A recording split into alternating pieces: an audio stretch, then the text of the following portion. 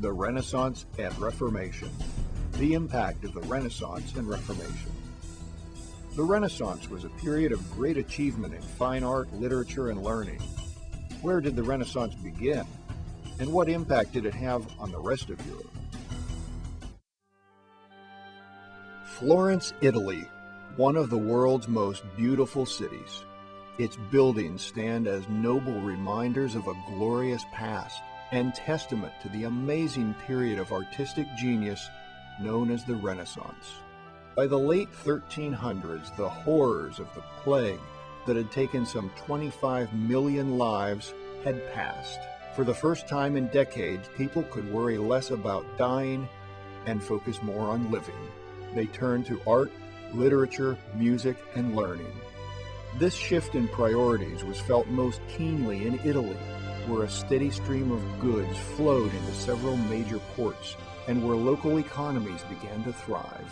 With trade brisk, merchants and bankers were getting rich, and in many cases, individual families rose to prominence, wielding enough power and wealth to control government. In Florence, it was the Medici family that reigned.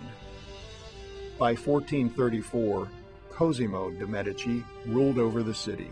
In an effort to boost its prestige and allure, he hired painters and sculptors to decorate his palace. He employed the best architects to redesign the city's buildings. Florence blossomed and soon became the center of Italian art, literature, and culture. During medieval times, scholars and artists generally focused their studies and subjects strictly on God. But the Renaissance rekindled a strong interest in the classical works of the ancient Greeks and Romans, and also a new focus on human beings themselves. This way of thinking was called humanism. Newly inspired Italian artists created stunningly beautiful paintings and sculptures, works that reflected the new sense of appreciation for human life and form. One of the greatest of these artists, Michelangelo, sculpted the breathtaking David out of marble and painted stories from the Bible on the ceiling of the Vatican's Sistine Chapel. Then there was Leonardo da Vinci, the epitome of the Renaissance man. Expert painter, sculptor, architect, inventor, and engineer. To make his artwork more true to life, Leonardo studied anatomy and even dissected corpses. His paintings combine realistic form and mysterious expression.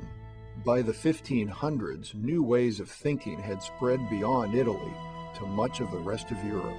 In Central Europe, people began to question and criticize the all-powerful Catholic Church, launching a reform movement that came to be called the Protestant Reformation. In 1517, a German priest named Martin Luther nailed a list of his complaints, known as the 95 Theses, to a church door for all to see.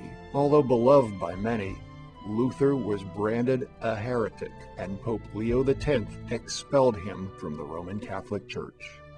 Eventually, this led to a historic split from the Catholic Church. Those who broke with the Church became known as Protestants.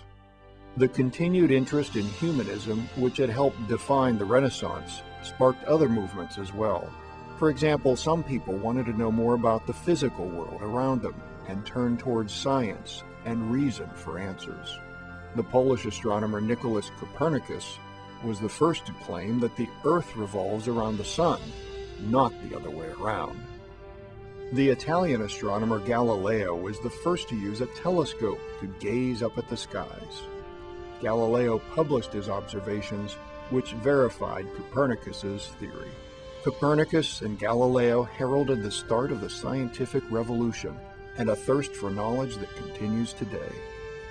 Our intellectual communities owe a debt of gratitude to the Renaissance and the bold affirmation of the human spirit that defined it.